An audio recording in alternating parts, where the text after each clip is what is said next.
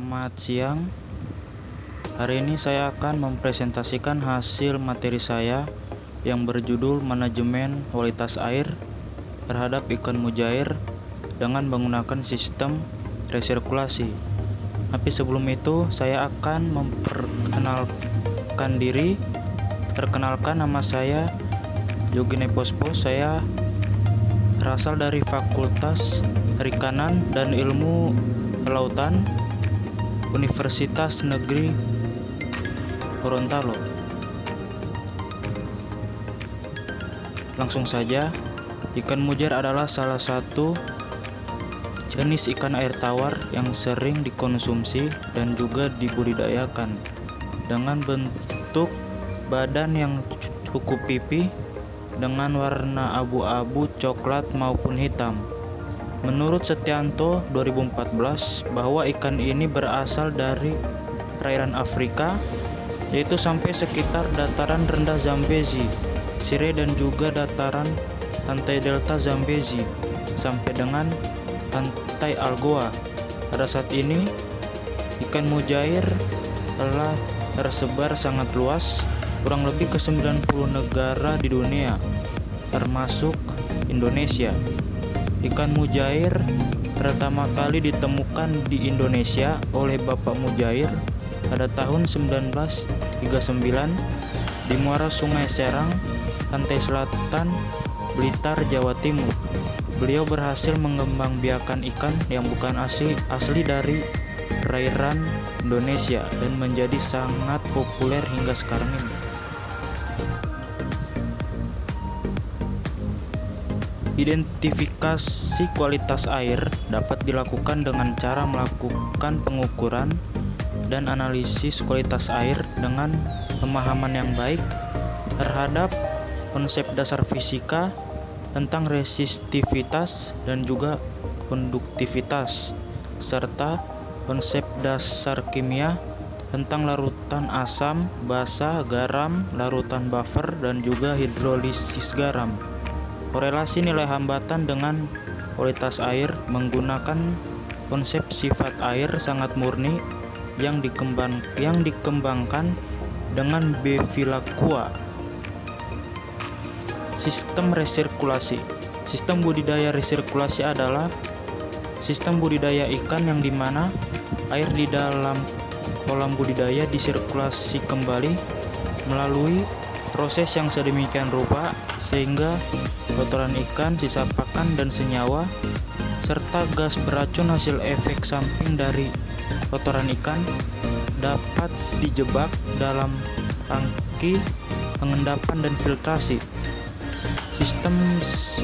Sistem resirkulasi ini merupakan sistem air yang dipakai terus-menerus dengan memakai sistem filtrasi. Sirkulasi air dalam pemeliharaan ikan sangat berfungsi untuk membantu keseimbangan biologis dalam air, menjaga kestabilan suhu, membantu distribusi oksigen, serta menjaga akumulasi atau mengumpulkan hasil metabolit racun sehingga kadar atau daya racun dapat ditekan. Parameter baku mutu. Ada kasus pencemaran yang sering terjadi di laut, sungai, danau, dan waduk. Seringkali dinyatakan bahwa nilai BOD dan COD di perairan telah melebihi baku mutu, dan sebaliknya. Terhadap kasus pencemaran lainnya yang sering mendapatkan protes dari masyarakat yang dengan adanya limbah industri sering ditanggapi dengan alasan bahwa nilai BOD dan COD perairan masih memenuhi baku mutu. Sistem resirkulasi dapat bekerja dengan baik apabila konstruksi dan proses peletakan filter dilakukan dengan baik. Konstruksi sistem resirkulasi yang digunakan adalah sebagai berikut.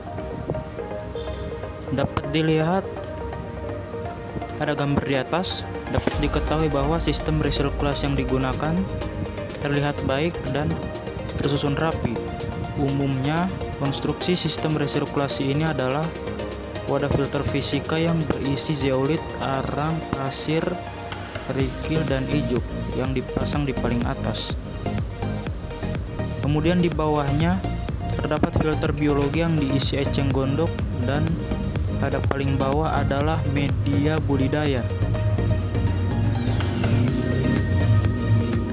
Kelebihan dan kekurangan sistem resirkulasi.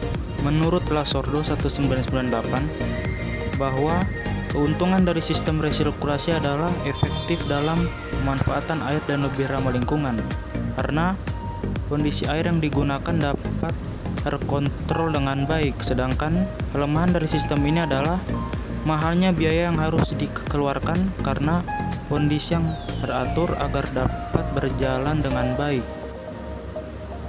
Kekurangan dari penerapan budidaya dengan sistem resirkulasi adalah adanya kecenderungan kualitas air menjadi kurang baik, karena air buangan yang digunakan kembali secara terus-menerus selama periode waktu pemeliharaan.